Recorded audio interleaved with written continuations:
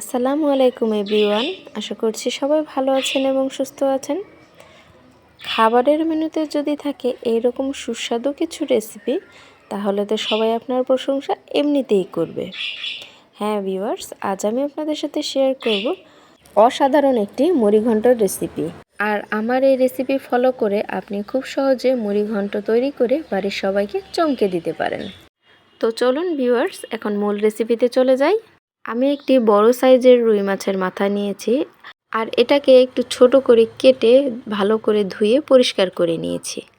তারপর স্বাদ অনুযায়ী লবণ, পরিমাণ মতো হলুদ এবং মরিচের গুঁড়ো দিয়ে এটাকে মেখে ম্যারিনেট করে নিচ্ছি। আপনারা চাইলে আপনাদের পছন্দ মতো যে কোনো মাছের মাথা নিতে পারেন, কোনো সমস্যা নেই। বাই দ্য ওয়ে, আজকে আমি মাটির চুলাতে রান্না করব।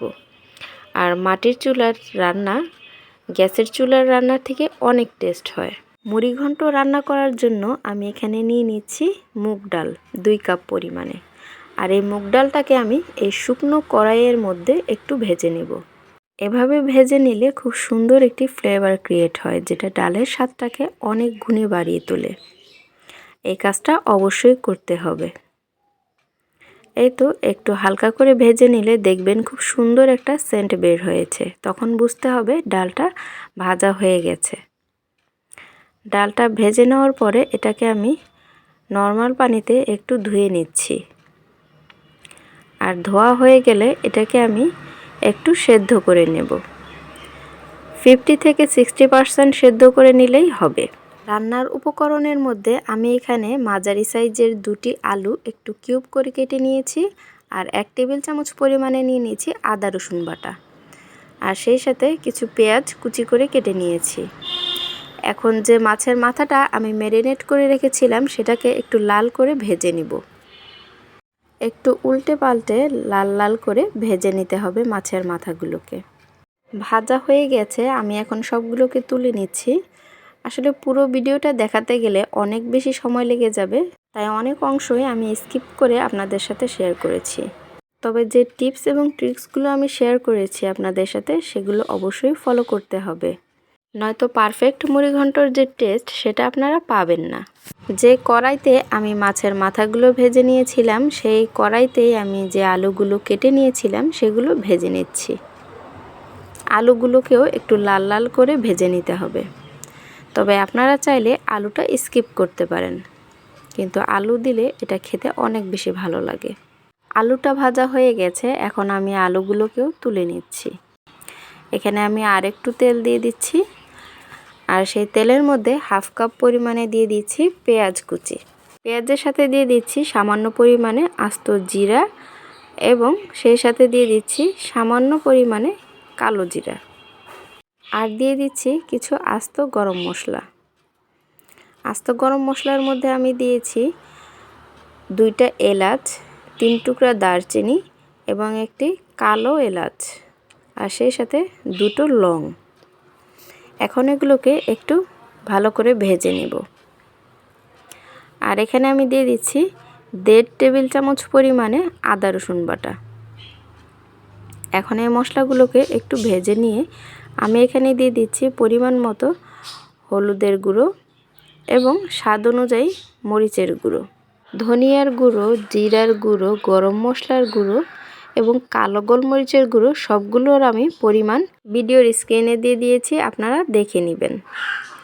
এখন এই মশলাগুলোকে ভালো করে একটু ভেজে নিতে হবে, আর চুলার আঁচটা এই পর্যায়ে একটু কমিয়ে দিতে হবে, নয়তো মশলাগুলো পুড়ে যেতে পারে।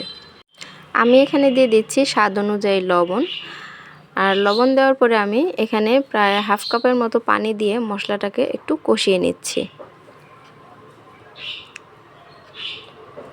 এখন চুলার আঁচটাকে মিডিয়াম রেখে মশলাটা ভালোভাবে কষিয়ে নিতে হবে। মশলাটা কষানো হয়ে গেছে, এখন আমি যে ডালটা সেদ্ধ করে নিয়েছিলাম সেই মুগ ডালটা এখন এখানে দিয়ে দিব। ডালটা দেওয়ার পরে সবগুলো উপকরণ একটু ভালো করে কষিয়ে নিতে হবে। আর যে কোনো রান্নার টেস্ট আপনার মশলাটা কষানোর উপরই নির্ভর করে। রান্নার সময় আপনি মশলাটা যত ভালো করে কষিয়ে নেবেন, রান্নার টেস্টটা ততই ভালো আসবে। ডালটা কষানো হয়ে গেছে, আর আমি যেহেতু আগে থেকে সেদ্ধ করে নিয়েছিলাম, তাই এখানে আমি সামান্য পরিমাণে পানি দিচ্ছি। যেহেতু আমি এখানে 2 কাপ পরিমাণে ডাল নিয়েছিলাম, তাই এখানে আমি 2.5 থেকে 3 কাপ পরিমাণে পানি দিয়ে দিচ্ছি। আপনারা যদি আরও একটু পাতলা খেতে চান তাহলে আর একটু বেশি পরিমাণে পানি দিতে পারেন, কিন্তু আমি এখানে মুড়িঘণ্টটা ঘন করে রান্না করব, তাই এখানে পানির পরিমাণ কমিয়ে দিয়েছি। আর এটা বলক আসার সাথে সাথে ভেজে রাখা যে মাছের মাথাগুলো ছিল সেগুলোও আমি দিয়ে দিচ্ছি। মাছের মাথাগুলো দেওয়া হয়ে গেলে যে আলুটা আমি ভেজে রেখেছিলাম সে আলুটাও এখানে অ্যাড করে দিচ্ছি।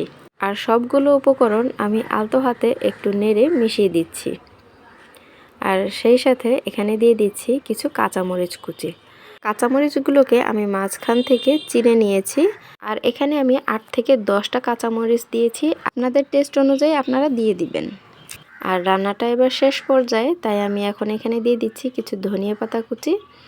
আর ধনিয়া পাতা দেওয়ার 5 মিনিট পরে এখানে আমি দিয়ে দিয়েছি 1 টেবিল চামচ পরিমাণে ঘি। এখন এটাকে ভালো করে নেড়েচেড়ে মিশিয়ে নেব।